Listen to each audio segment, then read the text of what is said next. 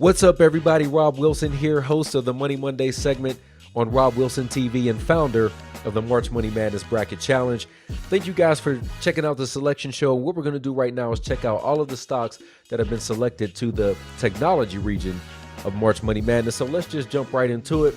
The first matchup, we have number 1 Netflix, which was actually a number 1 seed last year as well, against number 16 Apple. A matchup of stocks going in two different directions right now. On the one hand, you have Netflix, which is doing a great job of gaining subscribers amongst people that want to cut the cord from their cable operator or their satellite provider. And they've also gotten into releasing original series with the recent release of House of Cards featuring Kevin Spacey. On the other hand, you have Apple, which we all know has done a fantastic job with the iPhone, the iPad, iTunes, so on and so forth. But investors are right now trying to figure out what's going to be next, especially now that Steve Jobs is gone. What next big thing are they going to come out with? People aren't so sure, and that's been hurting the stock lately. The next matchup, we have number 8 Salesforce.com versus number 9 eBay. And for those of you who might not be aware, Salesforce.com is a cloud-based service that helps companies manage and communicate with their customers better. And they were also just named as one of Fortune's 100 best companies to work for. eBay, as I'm sure you're aware, is the online auction giant, but don't forget that they also own online payment processing service PayPal. So that's also a big part of their business and is going to be a big driver to the direction that the stock goes. The next matchup, we have number 5 Priceline.com versus number 12 Hewlett-Packard. And you'll probably know Priceline.com from those pretty funny commercials featuring a Priceline negotiator played by William Shatner. But this company has grown very, very fast by focusing on the Europe and Asia markets as far as travel goes, and that has been a really big driver of the stock recently. And HP, you may know as one of the world's largest PC maker. But what they're trying to do now is start to compete in the tablet space. They had a very famous failure last year when they tried to get into the tablet market with their touchpad. They actually stopped shipping that product in 7 weeks because it was so bad. But they're back again with the Slate 7, and we'll have to see if that product can compete with the Android tablets or, of course, with the iPad. In our next matchup, we have number 4 Google versus number 13 Microsoft.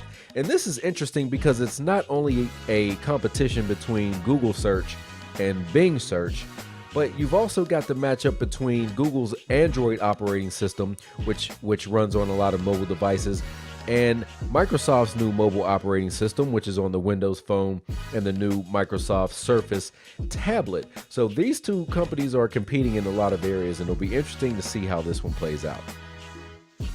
The next matchup we have is number 6 Blackberry versus number 11 Amazon. And you might be surprised to see Blackberry being the number 6 seed here, because really what they're trying to do right now is just hopefully not fade out into oblivion.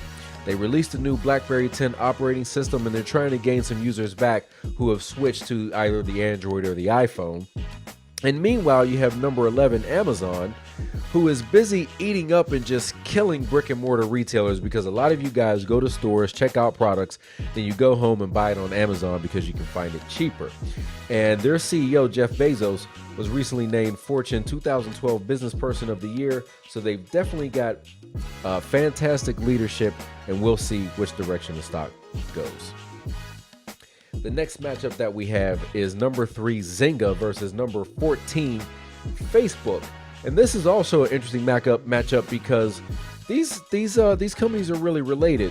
Zynga once heavily relied on Facebook with games like Farmville and the other similar games that they've come out, but those games typically ran on the Facebook platform first before they even released it on the Zynga.com website. But now there's a lot of speculation if Zynga is going to get into online gambling. A number of states have recently legalized online gambling, and this is a potential opportunity for Zynga, and they're becoming a lot less reliant on Facebook, and so we'll see how that affects the stock. Facebook, on the other hand, is really just trying to recover from a disastrous IPO when it started trading last year. And investors are waiting to see if they're going to figure out how to really make money from all the Facebook users who are now using it on their mobile phone. Can they monetize those mobile ads is what investors are really going to be looking for. The next matchup, number 7, Yahoo versus number 10, IBM.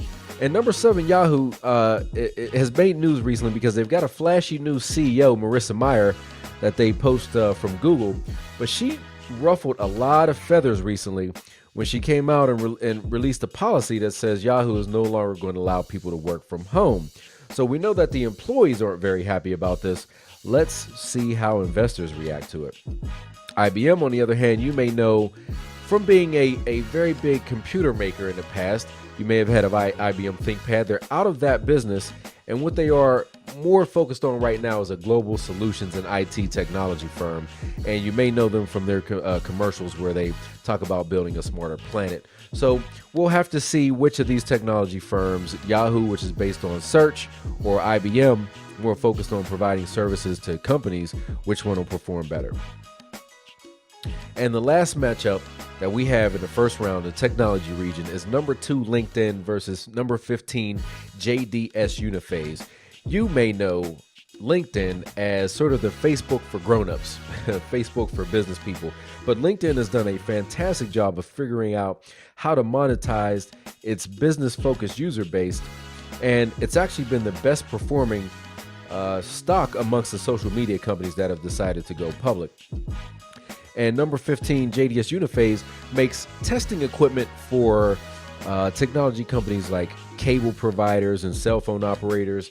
And absolutely, as these companies try to get faster and faster networks, we have more devices, and the world gets even more connected, there's going to be a greater demand, or should be a greater demand, for those types of equipment. So that wraps it up for the technology region. All of the stocks located in the first round. Don't forget to sign up for March Money Madness today at marchmoneymadness.com.